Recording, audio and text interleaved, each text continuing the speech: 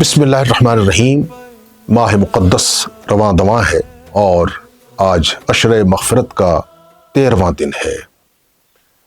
مغفرت اللہ کی ایک عمومی بخشش کا نام ہے، اور اللہ تعالیٰ یہ دیکھتے ہیں کہ کون میرا بندہ ہے جو میرے فرض کو ادا کر رہا ہے اور میرے حکم کی تعمیل کر رہا ہے، تاکہ میری رحمت اور میری مغفرت اس کی طرف بھرپور انداز سے متوجہ ہو سکے۔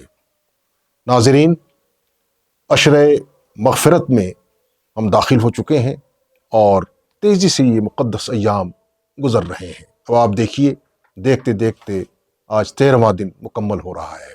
اب ہم افطار کرنے والے ہیں۔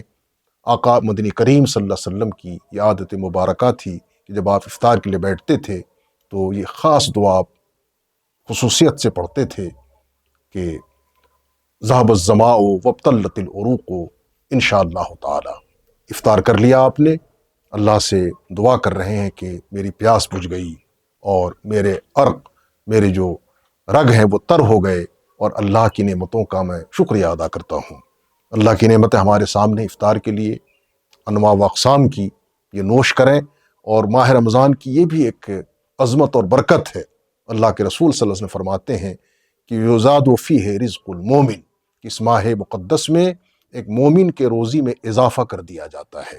ہمارا مشاہدہ ہے کہ عام رمضان اور غیر رمضان میں ہم دیکھتے ہیں کہ ہمارے دسترخوان میں وہ وسعت نہیں ہوتی جو رمضان کے مہینے میں دسترخوان پہ ہمارے وسعت ہوتی ہے، انواع و اقسام کے کھانے ہوتے ہیں، اور غریب سے غریب انسان کی بھی کوشش ہوتی ہے کہ وہ بہتر سے بہتر افطار کا اہتمام کرے اور بہتر سے بہتر ماہ رمضان میں کھانے کا اہتمام کرے۔ اللہ تعالیٰ ہمارے روزوں کو قبول فرمائے، اس لیے کہ قبولیت اصل چیز ہے۔ عمل ہم نے کیا، ہمارا عمل ہی کیا ہے؟ ایک خانہ پوری ہے، اللہ کے حکم کی تعمیل ہے۔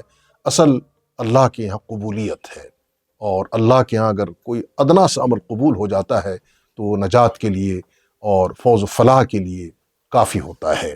ایسے موقع پر جب ہم افطار کرنے بیٹھتے ہیں تو جہاں اپنے لیے دعا کریں، اپنے کنبے کے لیے، خاندان کے لیے، اہل وطن کے لیے، بلکہ انسان ہونے کے ناطے ہمیں پوری انسانیت کے لیے دعا گو رہنا ہے۔